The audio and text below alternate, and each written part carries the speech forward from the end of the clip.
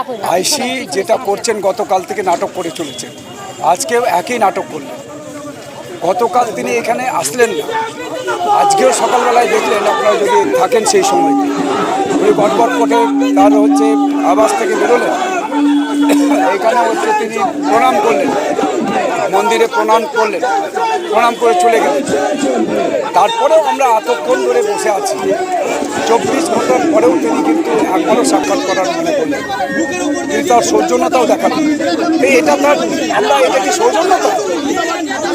উনি আজকে এটা বোঝাতে চাইছেন, উনি এখানে আইনের রক্ষক হয়ে যারা আইন তৈরি করে তাদেরকে আজকে এখানে উনি বোঝাতে চাইছেন আমি আপনার উপর, সেটা আমরা বোঝাবো। প্রিভিলেজ মোশন আনবো, পরিষ্কার কথা বলছি, প্রিভিলেজ মোশন আনবো। আজকে ওখানে উনি যেটা করেছেন, প্রিভিলেজ ভঙ্গ করেছেন, মোশন এনে তাকে আমি পার্লামেন্টে ওকে কল করি, পার্লামেন্টে ওকে কল করা হবে। তারপরে উনি বুঝবেন কতখানি কত চাই। আমাদের অবস্থান বিক্ষোভ তো চলবে।